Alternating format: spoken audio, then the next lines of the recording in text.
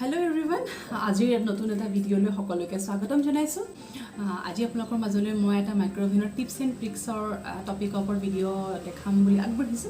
মাইক্ৰ'ওভেনত বা অতিজিত আমি কুকিং হওক, বেকিং হওক বা গ্ৰিলিং বিভিন্ন ধৰণৰ আইটেম বনাব পাৰোঁ বুলি সকলোৱেতো জানোৱেই, কিন্তু ইয়াৰ মাজতে যদি আমি কিছুমান কেতিয়াবা শ্বৰ্টকাট টিপছ এণ্ড ট্ৰিক্স মানে প্ৰয়োগ কৰোঁ বা এপ্লাই কৰোঁ, তেতিয়া আমাৰ কুকিংবোৰ ইজি হৈ যায় আৰু টাইম ছেভিং হৈ যায়, নহয় জানো? গতিকে বলক আজি সেই ওপৰত ভিডিঅ'টো ষ্টাৰ্ট কৰোঁ। তো ফাৰ্ষ্ট শ্বৰ্টকাট টিপছটো হৈছে আমি মাইক্ৰ'ওভেনত অতি কম সময়তে আমি পাপৰ ৰোষ্ট কৰিব পাৰোঁ। কাৰণ আমি লাঞ্চত বা ডিনাৰত সকলোৱেতো ভাতৰ লগত পাপৰ খাওঁৱেই, কিন্তু যদি আমি গেছত পাপৰখন ৰোষ্ট কৰোঁ, আমাৰ কি হয়, গুড়া গুড়ি পৰি গেছটো লেতেৰা হৈ যায় বা কেতিয়াবা পাপৰখন দে যাব পাৰে বা কেতিয়াবা এক ছাইড বেছিকৈ সেকা যায়, এক ছাইড অকণমান কেঁচা হৈ থাকে, নহয় জানো? তেনেকুৱা সমস্যাটো মোৰ লগত কিন্তু বিৰাটেই হয়। কিন্তু মাইক্ৰ'ওভেনত মই অতি সহজতে শ্বৰ্টকাটত পাপৰ ৰোষ্ট কৰিব পাৰিছোঁ। এইখন চাওক, টাৰ্ণ টেবুলখন মাইক্ৰ'ওভেনটো খুলি দিয়াৰ পাছত পাপৰখন এনেকৈ 4টা ভাগ কৰি, মানে এখন পাপৰত 4টা ফ'ল্ড কৰি লৈ পেলাই দুখন পাপৰত মই 8 টুকুৰ কৰিছোঁ। 8 টুকুৰ কৰি মাইক্ৰ'ওভেনটো খুলি আমাৰ যিখন টাৰ্ণ টেবুল থাকে গ্লাছৰ, সেই টাৰ্ণ টেবুলখনত গোটেইখিনি পাপৰ দি দিয়া হৈছে।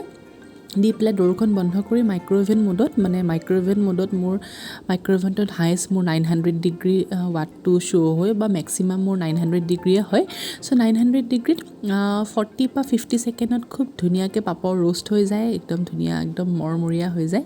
মই বাৰু আজি অকণমান সময় বেছি দিছোঁ, মানে উইদিন 1 মিনিটত ৰোষ্টেড পাপৰ মাইক্ৰ'ওভেনত ধুনীয়াকৈ খাব পাৰি। ইজি হয়নে নহয়? টাইম ছেভিং হয়নে নহয়? আৰু আপোনাৰ গেছো লেতেৰা নহ'ল আৰু পাপৰখন দেও নগ'ল, পাপৰখন পুৰিও নগ'ল, নহয়নে বাৰু? গতিকে একদম ধুনীয়া আৰু শ্বৰ্টকাটেৰে আমি মচমচীয়াকৈ পাপৰ মাইক্ৰ'ওভেনত ৰোষ্ট কৰি খাব পাৰোঁ। গতিকে যাৰ মাইক্ৰ'ওভেন আছে, আজিলৈকে যদি এনেকুৱা বা এইটো শ্বৰ্টকাট টিপছ এপ্লাই কৰা নাই বা প্ৰয়োগ কৰা নাই, সকলোৱে এবাৰ প্ৰয়োগ কৰি চাবচোন। সকলোৰে টাইম ছেভিঙো হৈ যাব আৰু একদম কুইক ইনষ্টেণ্ট পাপৰ ৰেচিপি পাই যাব। তো বলক 2 নম্বৰ আমি আমলেটটো সকলোৱে খাওঁৱেই, আমলেটটো সকলোৰে প্ৰিয় নহয় জানো? কিন্তু মাইক্ৰ'ওভেনত একদম কম তেলত বা ধৰক লেছ অইলত আমি এটা অমলেট বনাব পাৰোঁ। এটা কাপ দেখিছেই মোৰ, এইটো এটা কফি মাগ লৈছোঁ, ইয়াতে মই আধা চামুচমান ৰিফাইন অইল দিছোঁ। তেলটো বেছিও দিব পাৰে, আমি যিহেতু কম তেলত বনাব পৰাটোহে আমাৰ টেকনিক, নহয় জানো? গতিকে মই একদম কম তেল নামমাত্ৰ দিছোঁ। মই বাৰু ৰিফাইন অইল দিছোঁ, আপোনালোকে অলিভ অইলো দিব পাৰে। তাৰপাছত ইয়াতে মই এটা কণী ভাঙি লৈছোঁ। ইয়াতে কুটি কুটি মিহিকৈ পিঁয়াজ দিব পাৰে, জলকীয়া দিব পাৰে বা বিলাহীও দিব পাৰে। মই বাৰু একো দিয়া নাই, যিহেতু ইনষ্টেণ্ট পটককৈ খাবলৈ মন গ'লে পিঁয়াজ, জলকীয়া, বিলাহী এইবোৰ কাটি থাকিলে সময় লাগিব। সেয়ে মই ইনষ্টেণ্ট হাততে পোৱাকৈ চিলি ফ্লেক্স আছিলে, অৰিগেনো আছিলে বা মিক্স হাৰ্বছ আৰু অকণমান নিমখ দিলোঁ। দি মই গোটেই কণীটো ধুনীয়াকৈ মিশ্ৰণ হিচাপে মিক্স কৰি ল'লোঁ, মানে মই ফেটি ল'লোঁ। আজি বাৰু বৰ্তমান মই ইয়াতে এটাই দিছোঁ, যিমানটো পৰিমাণে দিব বিচাৰে দিব পাৰিব, যিহেতু এইটো কফি মাগটো ডাঙৰেই হয়। দি মই মিশ্ৰণটো ধুনীয়াকৈ লৰাই লৈছোঁ বা সানি লৈছোঁ। সানি পেলাই ছেইম একেটা প্ৰচেছতে মাইক্ৰ'ওভেন মোডত 900 ডিগ্ৰী মোৰ মানে মাইক্ৰ'ওভেনটো 900 টু হায়েষ্ট ডিগ্ৰী শ্ব' হয়। চ' 900 ডিগ্ৰীত দি পেলাই মই প্ৰায় 40 ছেকেণ্ডমান দিছোঁ, মানে উইদিন 1 মিনিট, 1 মিনিটৰ ভিতৰত এটা ধুনীয়া, মানে কম তেলত ইনষ্টেণ্ট বনাব পৰা এয়া অমলেট ৰেডি হৈ গৈছে। চাওকচোন, মই 2টা কণী বনাওঁতে ধুনীয়াকৈ ফুলিছিলে, এটা কণী বনাওঁতে কম ফুলিছে। এতিয়া থাৰ্ড টিপছটো হৈছে, এয়া মই এটা এলুমিনিয়ামৰ বাউলত ডাৰ্ক কম্পাউণ্ড চকলেট মই এনেকৈ টুকুৰা টুকুৰি কৰি ভাঙি লৈছোঁ। যিহেতু আমি কেকত ফ্ৰষ্টিং কৰিবৰ কাৰণে ডাৰ্ক চকলেট ব্যৱহাৰ কৰোঁ, বা আমি ডেজাৰ্ট বনাবলৈ হওক বা আইচক্ৰীম বনাবলৈ হওক বা পুডিং বনাবলৈ হওক ব্যৱহাৰটো আমাৰ হয়, নহয় জানো? এতিয়া মই সেইখিনি টুকুৰা টুকুৰি কৰি কাটি লৈছোঁ।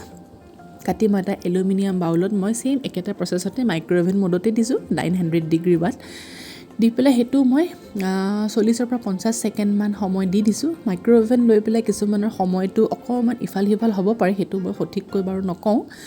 মুঠতে মই আজি যিকেইটা টিপছ এণ্ড ট্ৰিক্স দেখাইছোঁ, গোটেইকেইটা 1 মিনিটৰ ভিতৰতেই হোৱা টিপছ এণ্ড ট্ৰিক্স।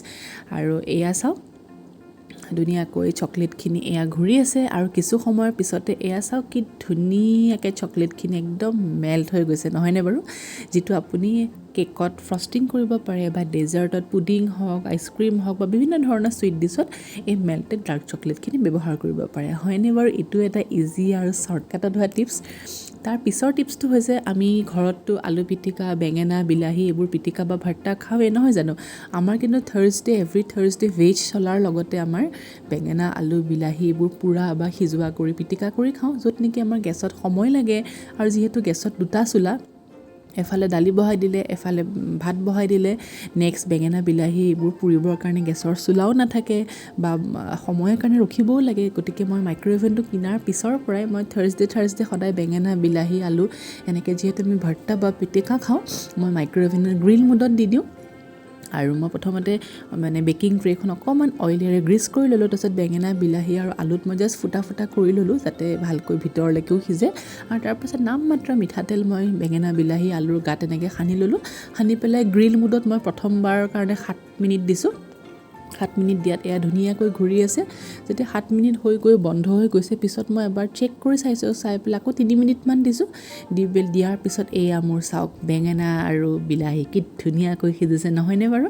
হয়নে নহয়? Shortcut technique. আপুনি যদি বিলাহীটো বা বেঙেনাটো গেছত পুৰে তেতিয়াও খাব পাৰিব, তেতিয়াও সিজিব, একো ডাঙৰ কথা নহয়।